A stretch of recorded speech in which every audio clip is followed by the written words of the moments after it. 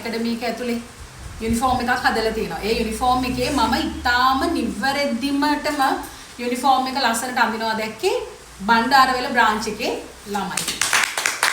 දැන් ටීචර් මෙතන නෑ. එයාට ඒකට ස්තුති කරන්න ඕනේ. ටීචර්ත් වැල්ලවායි. හරිද? ඇතුලේ.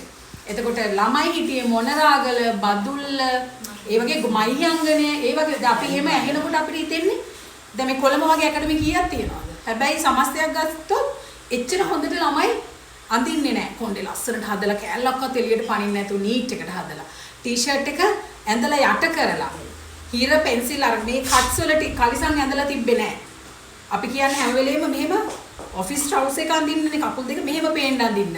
ඒ කියන්නේ කකුලේ හැඩේ හිර කරලා හීනියට ඒකනේ අපි ඇකඩමි යුනිෆෝම් එක. ඒ ඇඳුම් ලස්සනයි හැබැයි ඒක රස්සාවට අඳින විදිහ නෙමෙයි නිසා අපි ඒක කියනවා එපා කියලා. ඊට යට කරලා බෙල්ට් එක දාලා කකුල් වැහෙන සපත්තු දාලා තව දෙයක් කියනනේ ලස්සනට මේකප් කරලා. ලිප්ස්ටික් එකක් නැති ළමයෙක් එතන හිටියේ නැහැ. හැමෝම හරි ලස්සනට ඇවිල්ලා හිටියා. මේ හෙයා කෑලි මේ බම්ස් මේ මොනවත් නැහැ.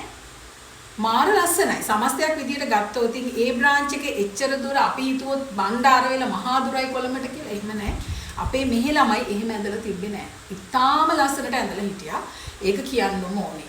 මොකද ඒක අපේ ටීචර්ගේ පර්සනැලිටි එක. ඒ ළමයින්ට එහෙම පුරුදු වෙලා තිබ්බද කියන්න මට විශ්වාස නැහැ. සමහරට ඔක්කොම එහෙම පොෂ්වට පිළිවෙලට ඇඳලා හිටපු ළමයිම මේකට ආවත් එහෙම වෙන්නේ නැහැ නේ. එහෙම වෙනවද? නෑ. එහෙම වෙන්නේ අපිනේ හදන්නේ. ඉතින් ටීචර් නියමෙට හදලා තිබ්බා. හරියට හොඳ ලස්සනට හදලා තිබ්බා ඒ කෑල්ල. එතකොට අර ෆස්ට් ඉම්ප්‍රෙෂන් එක මොකද? wow is the last ඉවර වෙනකම් මම මේ ඔළුවේ එකේ ඉන්නේ ටීචර් මෙහෙම ළමයිව ක්වොලිටි කරන්න පුළුවන් නේද අපියරන්ස් එක කියලා.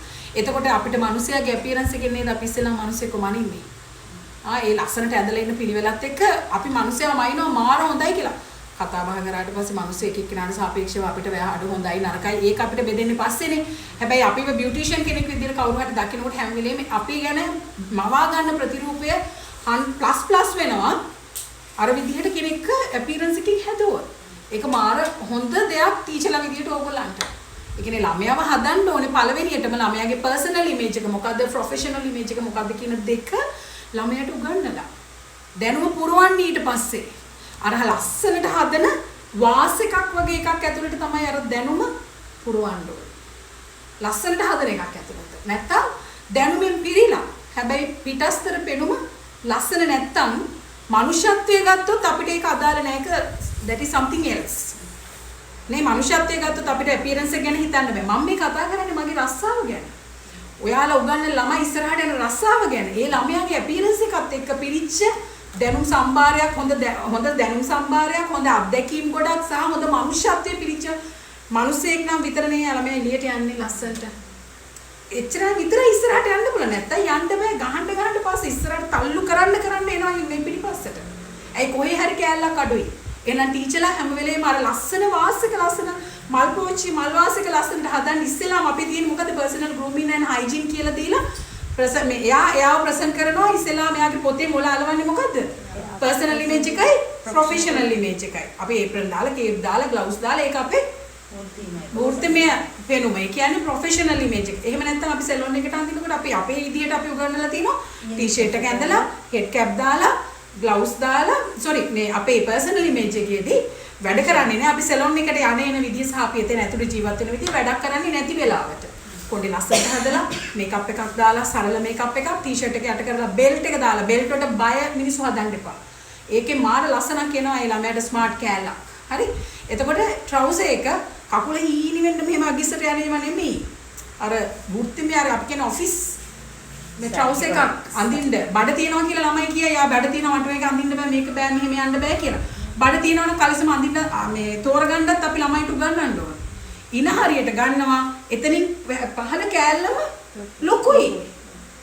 ඉන හරියට ගන්නවා එතනින් පහළ කෑල්ලම ලොකු කලිසම ගත්තා කොහෙද බඩ පේන්නේ? දැන් ඉනත් අරගෙන හරියට මේව ඔක්කොම ගන්නට ගත්තාම බඩවල් තියෙනවනම් බඩ වයින්නවා එළියට.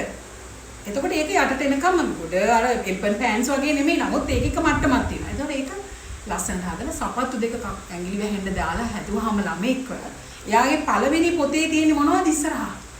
එයා සෙලොන් එකේ වැඩ කරනවා නම් අඳින්න ඕන විදිය සහ එයා සෙලොන් එකේ ඉන්න විදිය. ඕක ඉගෙනුවාට පස්සේ අර ලස්සන මල් පෝච්චිය හැදිලා. ඊට පස්සේ තමයි අර දැනුම කියන මල් ටික මේක ඇතුලේ පුරවලා ලස්සනට වාසයකකින් පිරිච්ච ලස්සන මල් ටිකක් දැනුමින් අත්දැකීම් වලින් සහ මනුෂ්‍යත්වයෙන් පුරවන්න. ඒක ගුරුවරයාගේ තියෙන්න ඕන පුදුමාකාර හැකියාවක්.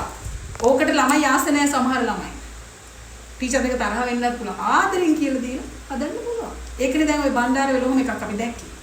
මට හිතන්නවත් බෑ. හිතා ගන්නවත් බැරුව ගියා. එච්චර ලස්සනට හිටියා ළමයි ටික. හරි එහෙනම් ඒක මේවා කරන්න